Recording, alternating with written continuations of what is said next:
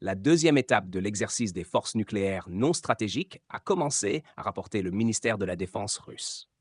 Au cœur de ces manœuvres, l'objectif est clair: renforcer la coopération militaire entre la Russie et la Biélorussie, tout en préparant les unités à l'utilisation au combat d'armes nucléaires non stratégiques.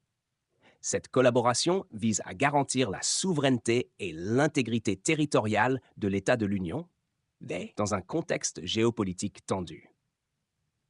Lors de la première étape, qui a débuté le 21 mai, le personnel des formations de missiles de la région militaire sud a été formé à l'obtention de munitions spéciales pour le complexe Iskander, en équipant les lanceurs et en se déplaçant secrètement vers la zone de lancement.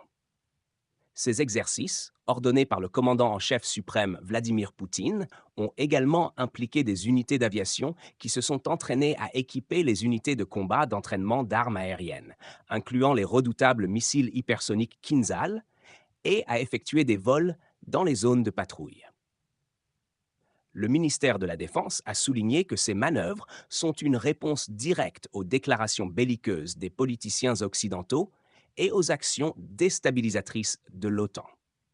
En effet, les tensions croissantes avec l'Occident incitent la Russie et la Biélorussie à renforcer leurs capacités de dissuasion et à s'assurer que leurs forces armées sont prêtes à répondre à toute menace éventuelle.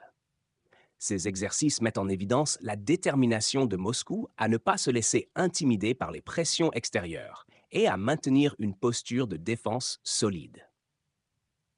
La deuxième étape de ces exercices se concentre sur la formation conjointe des unités russes et biélorusses à l'utilisation des armes nucléaires non stratégiques.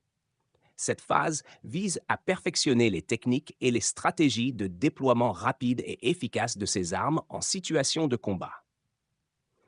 Les manœuvres incluent des simulations de lancement, des tests de communication et de coordination entre les différentes unités, ainsi que des exercices de déplacement rapide vers des zones stratégiques.